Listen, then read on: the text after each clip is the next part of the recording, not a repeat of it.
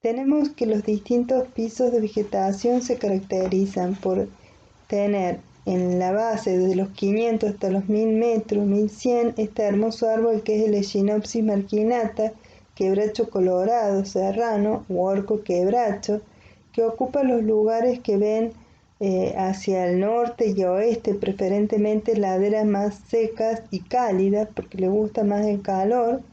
A medida que avanzamos en los pisos más altos, vamos a encontrar desde los 800 metros más o menos el Pagara coco o Santosillum coco, que le gusta también los ambientes más cálidos, mientras que está acompañado por el mollo de beber o Litraea alternifolia, que le gustan los ambientes más sombríos, más húmedos y más fríos, ¿no es cierto?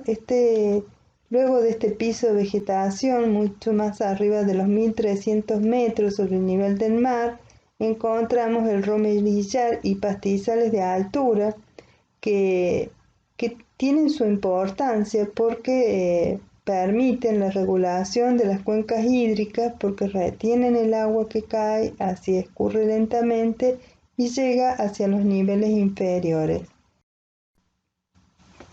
Luego, en los pisos más bajos, por su estratégica localización en las partes más bajas de la cabecera de la cuenca de captación, esta formación, que es el bosque serrano, cumple una importante función protectora también, continuando con los pisos superiores, ¿no es cierto? Y esto influye en gran medida en el aporte de agua a los valles donde se localizan los asentamientos humanos. En pie de sierra se destacan los algarrobos blancos y otras especies como el tala, el espinillo, el aguaribay y otras. No es nuestro propósito nombrarlas a todas, pero son muchísimas. Nosotros tenemos como 100 especies del bosque nativo con capacidad tintoria que hemos relevado. Entre ellas se destaca el algarrobo negro, que está en extinción porque es difícil encontrarlo, ya no quedan individuos de Prosopis. Hay el Prosopis chilensis, que es un algarrobo blanco del oeste. Tenemos el algarrobo blanco, que es Prosopis alba también, que le gusta más la humedad, está más hacia el este. También podemos encontrar en la zona de Capilla del Monte, hacia el norte, el aguaribay, Echinus areira, que es una especie que es de la región fitogeográfica del monte y viene desde México, o sea que tiene una gran extensión en Latinoamérica. De acuerdo a Maini, en el año 1992, los procesos de degradación y recuperación pueden caracterizarse en 3 niveles: la autorrenovación, la rehabilitación y la restauración. Si pensamos en la autorrenovación, esta implica que el bosque es capaz de renovarse a sí mismo tras un bajo nivel de perturbación, retornando a su estado inicial o próximo a él sin intervención humana. Ese sería el caso de que el incendio en algunos lugares puede haber sido leve y no intenso. Entonces el sistema tiene la capacidad de regenerarse. En el año 2005, ya hace bastantes años, la Cátedra de Silvicultura llevó adelante esta investigación de biodiversidad en bosques donde tenían distinta antigüedad de incendio, 1 año, 2 y 9 años, y lo comparamos frente a un testigo en la misma región. Esto era en Capilla del Monte, y vimos que la riqueza de especies arbóreas no se vio modificada por el incendio. Así, si vemos, acá tenemos como riqueza 13 especies en total en los 3 sitios, y tenemos que en la antigüedad de 1 año, en este caso, de 9 especies que había en ese lugar, bajó a 8, o sea que no había diferencia. En el segundo, que es una antigüedad de 2 años de incendio, tenemos que el testigo presentaba 8 y en el quemado solo aparecieron 6, mientras que en En el incendio de una antigüedad de 9 años se bajó de 8 a 5. En realidad no nos dio significativa esa variación de riqueza, pero sí, si vemos si son arbustivas o herbáceas, vemos que las arbustivas en el incendio de 9 años fue el que más sufrió, y las herbáceas en general al año siguiente del incendio vuelven a aparecer. En lo que respecta a la abundancia de la regeneración de las especies arbóreas y arbustivas más frecuentes, así como su diversidad, resultaron significativamente menor en los sitios incendiados. O sea que la abundancia sí se vio afectada. Estos resultados permitieron cuantificar el grado de alteración de la diversidad y la estructura de la vegetación del bosque serrano a causa de los incendios forestales. Y podemos decir que, bueno, en las distintas mediciones que íbamos haciendo, cuando íbamos a bosques que tenían 2 años de antigüedad, se podía ver en el invierno que los molles parecían muertos después de 2 años. Cuando íbamos a la primavera a seguir con nuestras mediciones, empezaban a alargar las hojitas. Entonces hay esperanza de que estos bosques se regeneren por sí mismos. Lo importante es saber que las semillas y propágulos, o sea, bancos de semillas, están presentes en el suelo, están ahí. Si el incendio no fue severo, existe la posibilidad de que se puedan volver a generar a través de ellas. Muchas semillas usan el fuego para germinar. En incendios superficiales existe la posibilidad de que las temperaturas que alcanzan los primeros 5 centímetros de suelo podrían constituirse en un factor de estímulo para la germinación en las especies de algunas fabáceas, que son las llamadas antes leguminosas. Estas semillas sienten en el fuego un estímulo para germinar, y estas especies hacen simbiosis con Rhizobium, que son bacterias que fijan el nitrógeno del aire y lo enriquecen al suelo. No quiere decir con esto que tenemos que estar incendiando todos los años, pero las especies se preparan antes de estas dificultades que tienen para sobrevivir. En la Facultad de Agronomía existe una maestría de semillas. La ingeniera Martinat estudia el efecto del fuego sobre las semillas que se encuentran en el bosque, y ha encontrado todo este grupo de investigación de botánica bastantes resultados positivos en este aspecto, ¿no es cierto? También tenemos que la Facultad de Agronomía tiene ahora una especialidad en cuencas, y bueno, de allí saldrán bastantes investigadores que van a dar solución a estos problemas de degradación que podemos tener en las cuencas, y cómo hacer para solucionar todos los peligros de erosión que existen.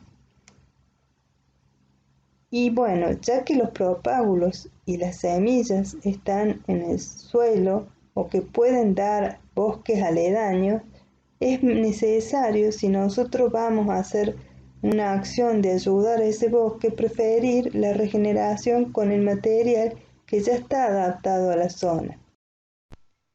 Nos encontramos con el término de rehabilitación cuando el nivel de degradación es medio, ya pasó un largo periodo y le cuesta al sistema recuperarse. Entonces ahí sí hay que hacer pequeñas intervenciones de manera de ayudar a ese sistema a que se salga de esa situación de no lograrlo rápidamente. Y se denomina restauración es cuando ya tenemos una degradación irreversible en forma natural, con pérdida de biodiversidad y capacidad productiva de ese sitio. Ahí ya sí es una intervención humana un poco más fuerte para ayudar a que esa masa boscosa regrese. Entre las técnicas de recuperación de ecosistemas degradados, Ya cuando las áreas están severamente degradadas, tenemos el enriquecimiento de bosque nativo, que es una técnica que la contemplan las dos leyes forestales, la ley 25080 y la 26331. Fue una conquista de la ley de 25080, que es para producción, el enriquecer el bosque nativo.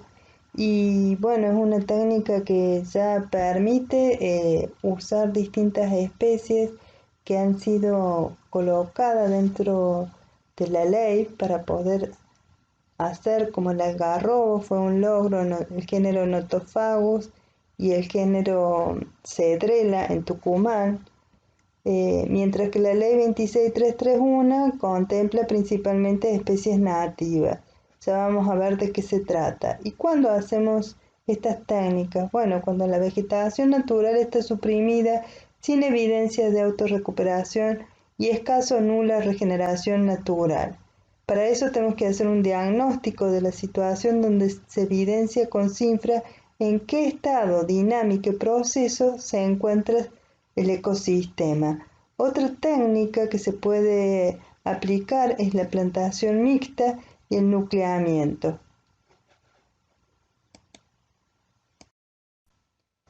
Una vez diagnosticado el estado en que se encuentra el ecosistema, se determina cuál sería la mejor técnica a utilizar para ayudar a su restauración.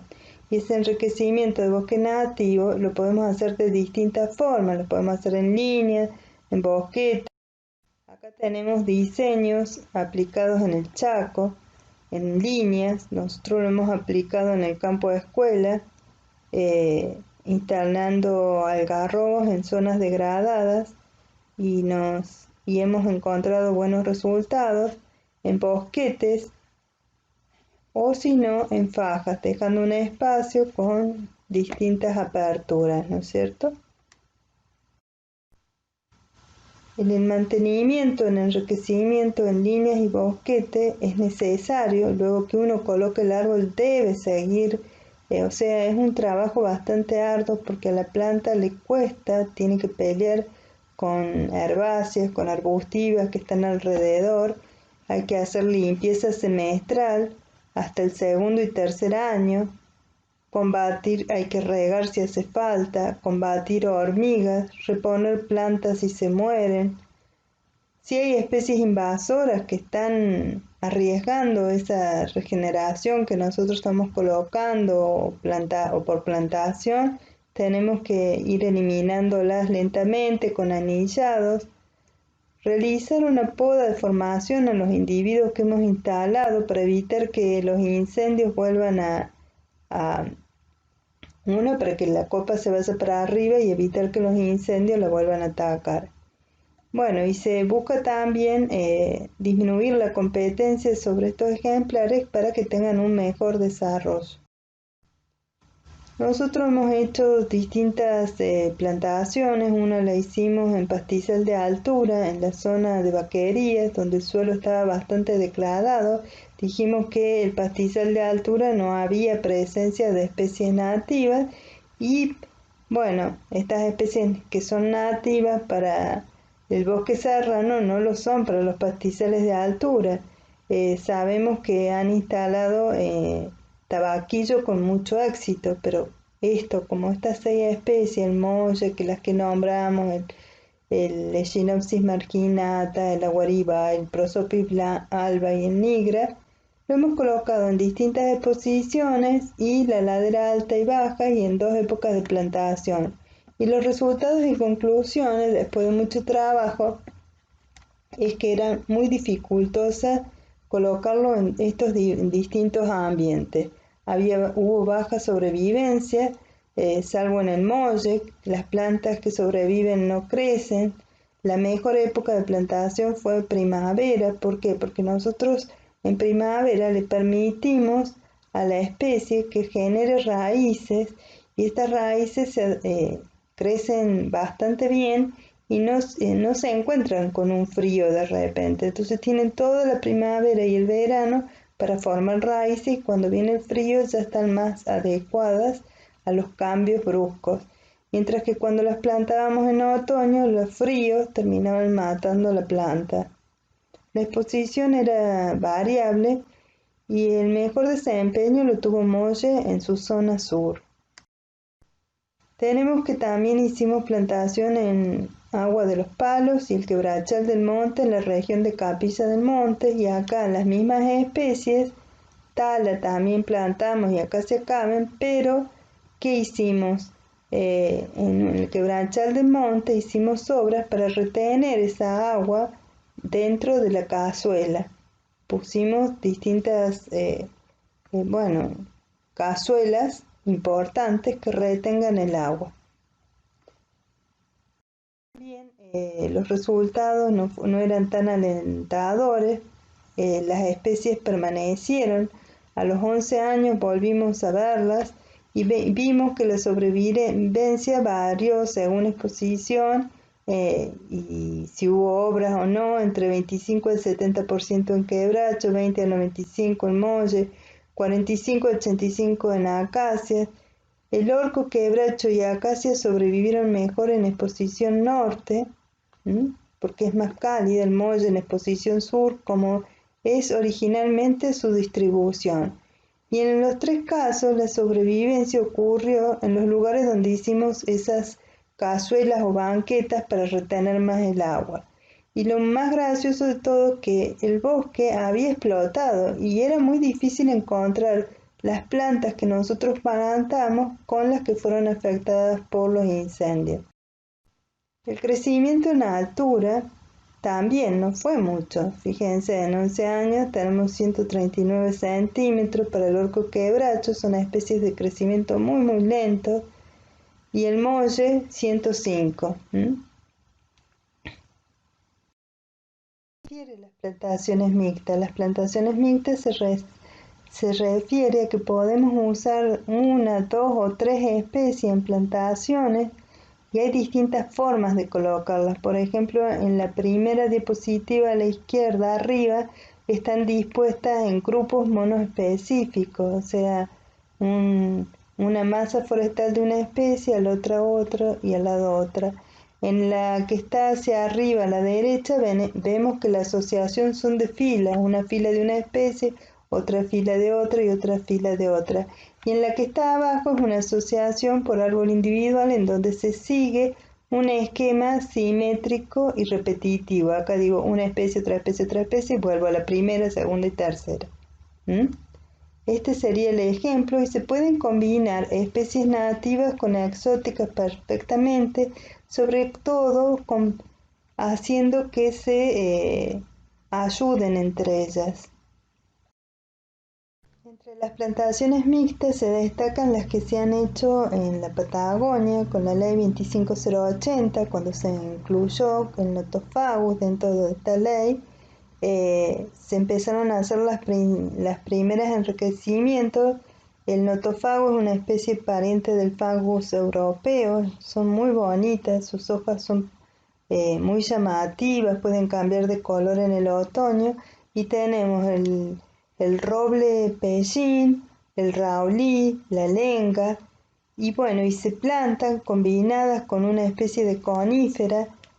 Puede ser, recientemente se ha incorporado con la ley 26331 el ciprés de la cordillera, que es una conífera autóctona, mientras que antes se lo hacía con pinus, con alguna especie de pinus, porque en sus primeros estadios estas especies necesitan la protección de una especie de rápido crecimiento, ¿no es cierto?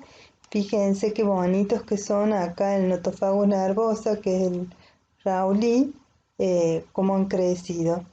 La verdad que todo un éxito.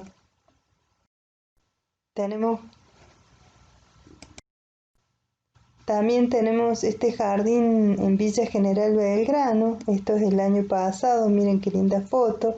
Fue instalado en el 2009 y acá el único ejemplar de durazno del campo que sobrevivió se encuentra a la izquierda. Hemos también hecho plantaciones mixtas en losada, en áreas inundables, donde combinamos una especie de eucaliptus con otro prosopis de los valles calchaquíes, un prosopis que crece bastante rápido, y la idea es mezclar dos especies que una contribuyen con la otra. ¿Por qué? Porque la zona inundable hace que el eucaliptus haga que el ambiente esté más seco, mientras que el algarrobo es una especie que toma el agua del subsuelo, pero necesita que el ambiente esté más seco. Este mismo ensayo lo hemos hecho con otras dos especies de eucaliptus y de prosopis en Altagracia, también en zona inundable. Bueno, la última técnica sería el nucleamiento. Trata de acelerarse el proceso de recuperación a través de la instalación de disparadores de la misma, ¿no es cierto? En estas áreas se recurre a la recuperación activa de aproximadamente un 25% del área de cada parcela a restaurar, y se pueden incluir varias acciones, entre ellas transposición de gajos, que es acumulación de residuo forestal como gajos. Estos pueden ser colocados en medio de ese claro, porque sirve de hábitat para determinada fauna. Después transposición de suelo. Cuando yo llevo suelo, llevo con él semillas que están en el suelo y microorganismos, propágulos, lombrices, hongos, toda la flora y fauna. Entonces lo coloco también, ya vamos a ver un mapita. Luego podemos incorporar plántulas de fragmentos remanentes vecinos, sacar las plantulitas del vecino y colocarlas de bosque vecino, ¿no es cierto? Se puede aplicar la técnica de implantación en grupos de Anderson, que ya vamos a ver lo que es. Lluvias de semillas provenientes de áreas boscosas de la región, o árboles perchas vivos o muertos atraen a las aves, que es lo que le menciono. ¿Qué es el modelo de plantación adensada de Anderson? Es colocar alrededor de la especie que yo quiero que quede otras especies que son pioneras, ¿no es cierto? Estas especies pioneras le gusta estar al sol, son heliófilas, y entonces tenemos que estar muy cerca de la que yo quiero dejar. Entonces después, cuando la que yo quiero dejar, que es la secundaria, corto la otra que es la introducida, ¿no es cierto? Los grupos conforman estructuras piramidales privilegiando al individuo central, y los laterales actúan como bordura, una especie de protección.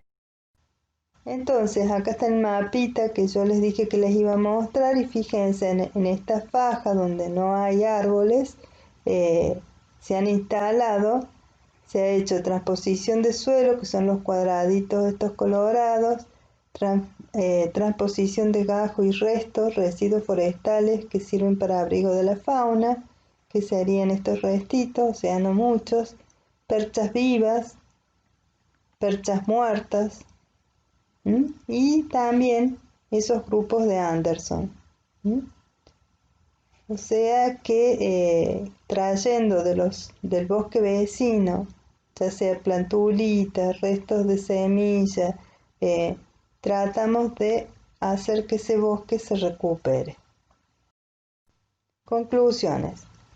En general, las técnicas de resiembra de especies nativas no han mostrado buenos resultados por su baja tasa de supervivencia. O sea, cuando nosotros hemos hecho resiembra en el bosque nativo, algo que no les mostré, no hemos tenido gran éxito, porque en realidad le damos de comer a la fauna.